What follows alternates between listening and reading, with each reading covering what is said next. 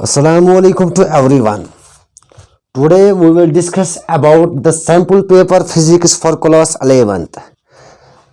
आज हम बात करेंगे सैंपल पेपर दे देंगे क्लास 11th फिजिक्स का। As a physics teacher physics experience के मुताबिक हम आपको आज दे देंगे volume first and volume second से जो भी क्वेश्चन फिजिक्स में आ सकते हैं क्लास 11th में, वो हम यहाँ पे आज इस वीडियो में लेके आए हैं एज अ फिजिक्स टीचर। ठीक है, तो पहला जो चैप्टर आपका इसमें रखा गया है that is the elementary math calculus, जिसे मैथमेटिकल टूल भी कहा जाता है। सर, इस एलिमेंट्री मैथ कैलकुलस या एलिमेंट्री मैथ के अंदर कैसे क्वेश्चन पूछे जाएंगे? ठीक है, पहले हम ये जानेंगे जो एलिमेंट्री मैथ है इसे लैंग्वेज ऑफ फिजिक्स भी कहा जाता है। मैंने पहले वीडियो में भी बोला था कि एलिमेंट्री मैथ कैलकुलस वेक्टर, ठीक है, इसके बगैर विदाउट फिजिक्स इज नल। अब जिस बच्चे को एलिमेंट्री मैथ से कोई दिक्कत रहती है वो फिजिक्स में मुश्किल उसको आगे बढ़ना है। ठीक है, क्योंकि ये लैंग्वेज ऑफ द फिजिक्स है, कहीं ना कहीं फिजिक्स में इसका यूज होता है।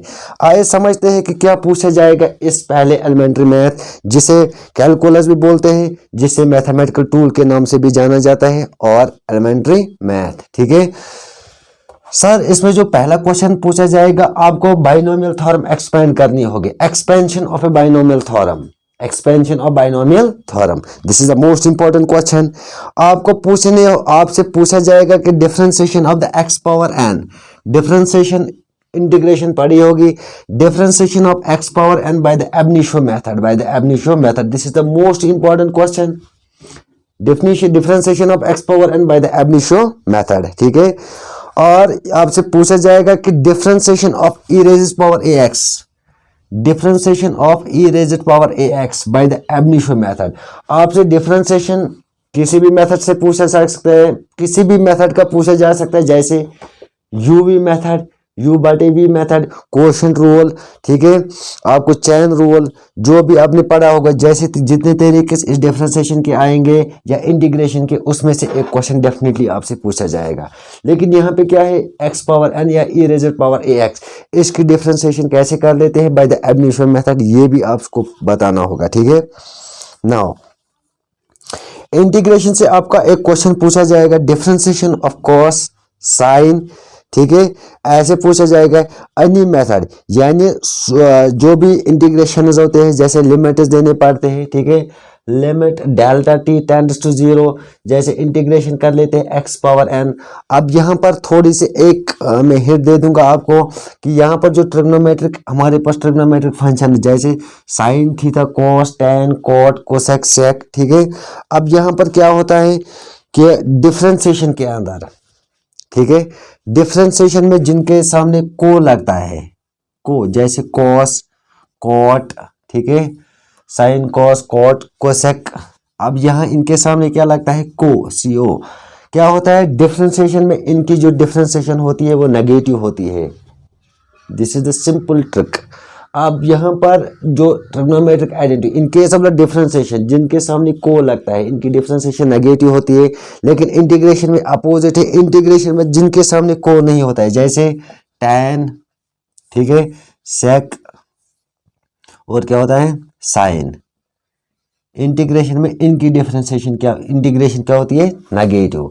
And we know that the integration is the reverse of differentiation. ठीक है, डिफरेंशिएशन ऑफ ट्रिग्नोमेट्रिक फंक्शन, जैसे sine cos cos square x sec square tan square, differentiation में, ठीक है, जैसे कि मैंने पहले ही बोला, जिनके सामने को आता है, ठीक है, उनकी डिफरेंशिएशन क्या होती है, नेगेटिव होती है। जैसे अगर आपसे पूछा जाएगा what is the d y by d x of cos x, differentiation जो cos x की होती है that is minus sine x। ठीक है, what is the dy by d x of the cot x, differentiation of the cot x, differentiation जो cot x की होती है that is the minus cos x square x, minus cos x square x। ठीक है, अब यहाँ पर यही होता है कि जो इनके सामने को लगता है उनकी डिफरेंशिएशन क्या होती है, नेगेटिव।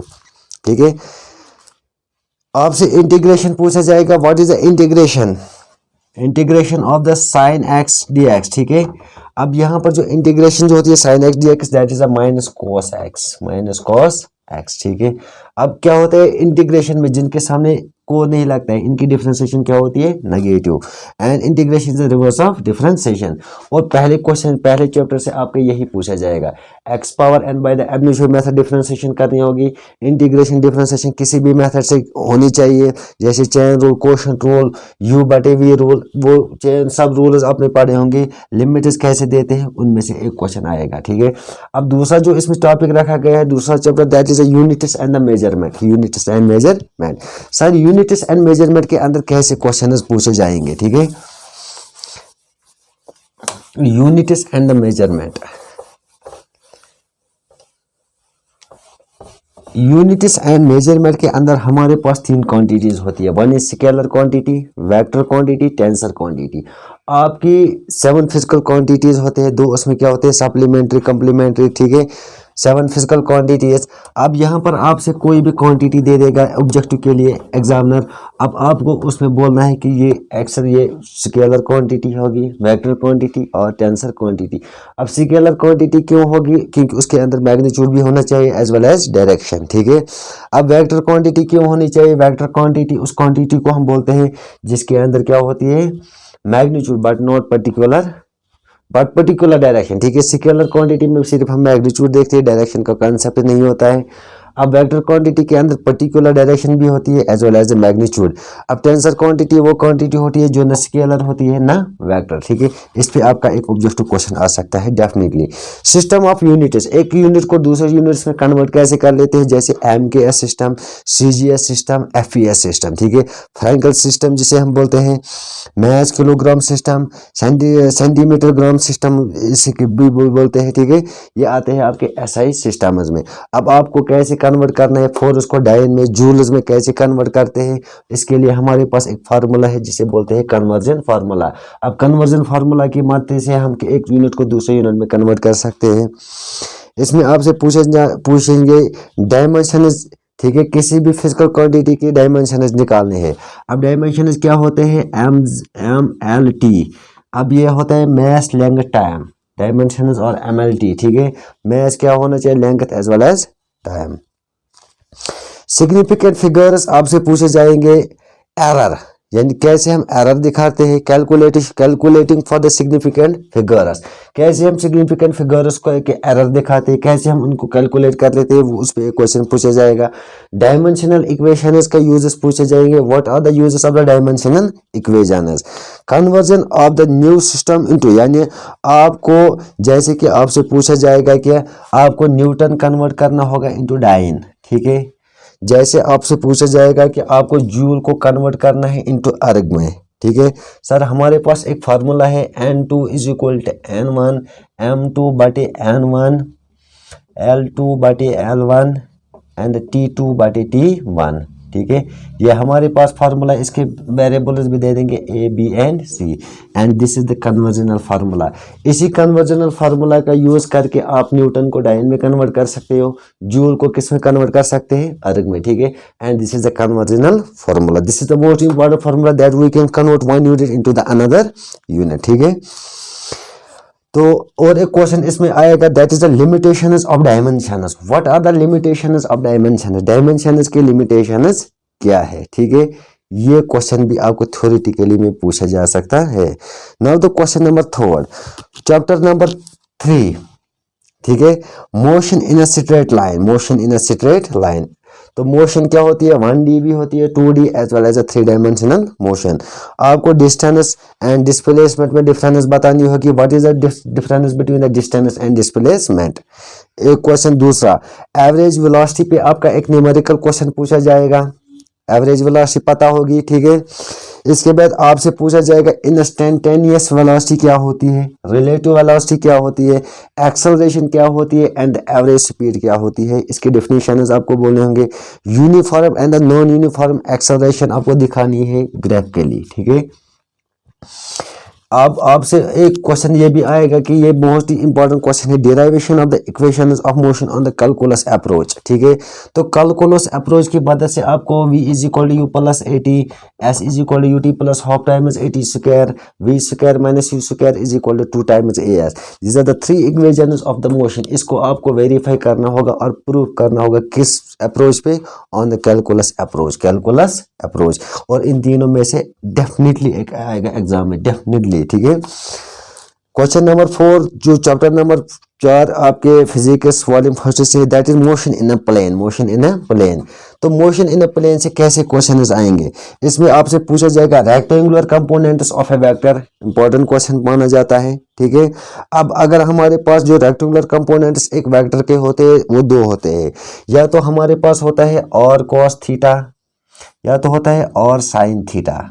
अब ये कब यूज होता है, और cos थीटा जब होगा that is the horizontal component and this is the vertical component. एक वेक्टर के 2 कंपोनेंट्स होते हैं, जब हॉरिजॉन्टल कंपोनेंट होगा देन फार्मूला यूज्ड और cos थीटा, और cos theta.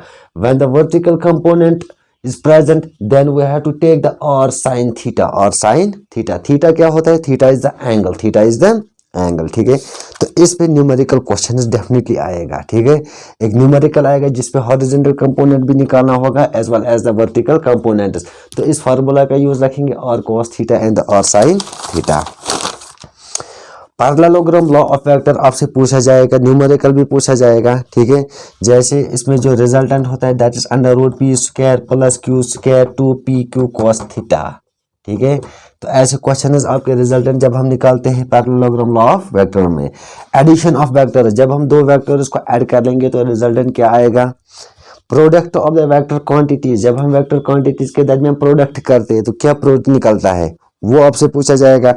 Dot product and the cross product, जब डॉट प्रोडक्ट की बात आएगी a dot b for example, ये बराबर होता है मॉड ए मॉड बी cos थीटा।